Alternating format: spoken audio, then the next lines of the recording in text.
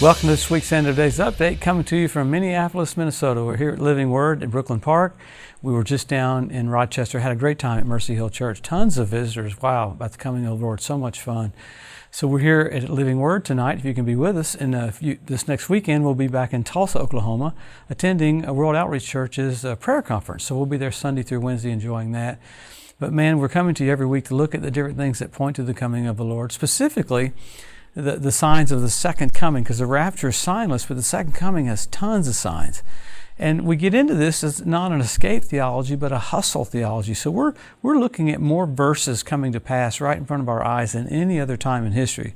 I've heard people say, well, all these signs and stuff, they've all happened before. No, these have never happened before. You're watching the players for the Ezekiel 38 war literally on the field at the 35-yard line ready to kick off. Every week something else happens that I just go, wow, I didn't think I'd see that. So much is happening. You think about the scriptures, you always go to the Word. It's remarkable that there's more verses about what it would look like just before the trib so that we would know. I mean, you got the whole book of Daniel, you got the book of Revelation. Why did the Lord do that? You don't really see things in the Bible mentioned twice like that, but overwhelmingly with tons of chapters so that we would know where we are. Remember the madman Gadara, he comes walking up to Jesus and the demons started crying out to Jesus, have you come to torment us before the time? They knew Jesus was on a schedule, but he was early. So demons can know the schedule, how much more the church? So we get into all this to show us where we are, so we make changes and adjustments. We more of a soul winner. Our thought pattern is we're finishing our course, and I've never seen a runner in a race look at the finish line and not know what it was. They know exactly what the finish line looks like. So this is all about hustling. This is all about, I see all these things happening, and it's pointing to me that the King's about to come back to the earth. And this is massive. This is the Creator coming back to His creation. And every knee's going to bow, every tongue's going to confess that He's Lord, to the glory of God the Father. So let's pick up what's happened this last week. Many little things happening that are leading up to bigger things, but it's pretty remarkable. I'll start out with Israel. Israel took out a huge terrorist group in the West Bank, did it with an airstrike. That's how big the missiles they had buried there and stuff they had buried. It's weird, as they go into Gaza and go into Lebanon, all the missiles that are still buried there, they're still firing at them. In the midst of a ceasefire that's just about to come to an end, they're still firing rockets at Israel. I do like that America at CENTCOM, as far as the Houthis there in Yemen, America fired Tomahawk missiles and bunker buster bombs. There are all these tunnels there in Yemen holding all these missiles, and America went ahead and took them out because they've been still firing missiles. Last week they fired missiles and didn't just hit Tel Aviv, hit Jerusalem. First time they were firing at Jerusalem. So these are not just rockets, these are intercontinental ballistic missiles that they're using. So this is the first week that I've noticed that Israel didn't have to hit a convoy in Damascus. Because I want you to think about this. Isaiah 17:1 says that Damascus will be removed from being a city. We're getting closer and closer to something happening where Iran keeps hauling missiles down into Syria, down into Damascus to get them up to the edge of the border of Israel. And Israel's having to do this one time a week, sometimes 2 times a week. But this last week they didn't do that at all. You've got some bizarre things happening with the UN because there's a real fear right now of Iran being able to get a nuclear weapon. So Iran doing everything they can to sell their oil before President Trump gets into office because they know sanctions are just about to come. So with that thought pattern, they've even talked about they thought Iran might try to fire something at Israel. So it's a real volatile time. You say, when all these things, why do we talk about this stuff? Because Jesus said there'd be wars and rumors of wars. And man, he said it would be like a woman going into labor. You have some contractions happening this last week. I mean, you had all those fires in Southern California. Absolutely amazing what's been burned up there. You've got earthquakes in Tibet. You could feel it all. They said they could feel it in Nepal, all up through that whole region. You had earthquakes in China. And I don't cover all that kind of stuff as far as the asteroids and all that just because we don't have time. But I remember Sister Wilkerson, an old prophetess lady, when I was going to Rhema 45 years ago, she got up, Brother Hagin had her come up, and she prophesied that said there'd be wildfires all over America just before the coming of the Lord. And it would signify sin burning in the hearts of men. And I mean, there was a time a few years ago where every single state had wildfires, but It's remarkable to see all these natural things happening that are pointing to what the Bible says. That's why we talk about the wars, because it's just showing us we're getting close to the tribulation period. Thank God we don't have to be here. And there's a lot of weird teaching on the rapture right now that people are all freaked out about it. All it is an evacuation. So Enoch was raptured, he was evacuated. Elijah was raptured, he was evacuated. So more things are happening with that, along with the UN. The UN, Antonio Guterres, he's tried to put a lady in that completely hates Israel and anti-Semitic. So there's a big battle over that. It's funny how all these behind-the-scenes players are getting moved into different positions because there's a change coming. Specifically, the Antichrist will change things to come in and bring a two-state solution. That's the push in Saudi Arabia.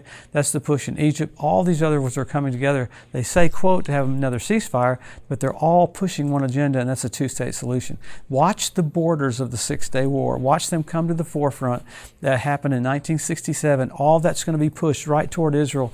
And along with atomic weapons for Iran, along with atomic weapons even for Turkey. This year, Turkey is going to have enough enriched uranium to have their first nuclear weapon. So there's a real concern with all of this. So what do we do? I know there's a lot of signs. We always go back to the Word. What does the Word say you can look at to tell right where you are?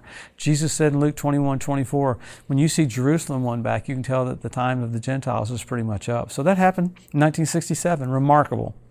Israel got Jerusalem back. But then you go down to verse 29, he said, look at the fig tree. He said, when the fig tree buds, you can tell that generation is when he's coming back. It's kind of remarkable. He said, you could first of all know that it's near. And that's cool to know it's near. But then he said, this generation. What generation? The one that sees Israel regathered and Jerusalem won back. That generation won't pass away till all is fulfilled. So we're blessed. But then you've got the Hebrew language restored. You got the Ethiopian Jews brought back. You got the fertility of the land of Israel. You got the revival of the Roman Empire. You have their Capitol building. It looks just like the Tower of Babel. It's fragmented at the top, just like the Tower of Babel was. Remarkable. You had foxes show up on the Temple Mount. You had fish show up in the Dead Sea. You had the Dead Sea turn blood red where Sodom and Gomorrah was. And that happened on the Day of Atonement. I told the Lord, I said, you're just showing off now. This is crazy. Why do we get into all this? Because he loves you. He wants to strengthen you. He wants to bless you. He wants you to have things that you can look at so you can tell where you are. When I flew into Minneapolis the other day and I was headed down toward Rochester, the sign said 60 miles, and then the next sign said 50 miles, the next sign said 40. I didn't freak out. The signs were there to bring me peace. I'm getting closer to Rochester. So the signs that we talk about, all these signs are remarkable, pointing to how close we are to seeing the King. It's remarkable. If we could have had a bullhorn, or if Noah could have got up on the boat and gone, you're about to have a flood, I think they would have used it. So right now, we should be, all of us, every single one of us watching should be going, okay, I've got to be a voice and a witness, because it goes on from there. You have 172 different species of predatory birds showing up in the land. Right after the Ezekiel 38 war, he calls on the fowl of the air to clean the land up. Right after the Battle of Armageddon, calls on the fowl of the air to clean the land up. You have the cleanup crew in Israel right now. Remarkable. Many, many, many, many other signs. You have men will be lovers themselves. You have selfie sticks. Who would have thought we would have lived in a time when I'll have to take a few pictures of myself? How weird is that? So you have that, but then you even go into signals. I mean, you have signs. The signals, you had blood red moons on Passover and Tabernacles. That's pretty amazing. I mean, think about it. Blood red moons on when he died and when he's going to come dwell with us. I died for you, I'm coming back. Died for you, coming back. When's the last time you had 4 in a row like that on Passover and Tabernacles? 1967, when Jerusalem was won back.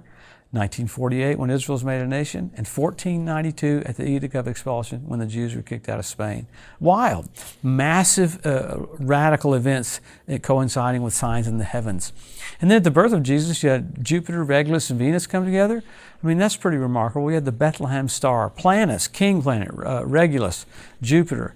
And you had Regulus do retrograde motion. Looks like it's going backwards. It was crowning Jupiter. So you've got stars, planets being crowned by other king planets. Why? A king was born. What was the constellation? Virgo. This last year, NBC Nightly News, so we have a celestial event. We got Jupiter, Regulus, Venus. What was the constellation? Leo. He's the lion of the tribe of Judah. Wow. So the heavens are declaring this, all the signs in the earth. So what does this mean for you and I? We help our local church, help our local pastor. We're more engaged. The Bible says, don't forsake not the assembling of yourselves together, as some would do, especially as you see the day approaching. So all these things show us the day is approaching. We're about to be caught up. We're about to be raptured. So what do? We go for it. Let's make a commitment, a thought pattern to finish our course and run our race, be kinder, be more merciful, be functioning just like Jesus. Get all the bitterness bitterness out of your heart and out of your mind. Forgive those people that you hadn't forgiven before, and do everything you can to do the will of God. So we're watching the stage get set for the entrance of God himself, Jesus of Nazareth. Wow. Have a blessed week. We'll come to you next week and we'll look at what all's happening around Israel. Many things are happening with CENTCOM. Many things are happening with Iran and Turkey and Israel as well. So exciting times. Jesus is just about to come. Thanks for joining us today at the End of Days Update. If you'd like to be notified every time there's a new post, just go to the edu at josephmorris.com and subscribe to receive email alerts. If these posts and updates have been a blessing to you, please consider making a one-time donation to help get the message out, or even becoming a monthly partner with Joseph Morris Ministries. Thanks again for tuning in to the EDU, and we'll see you next week.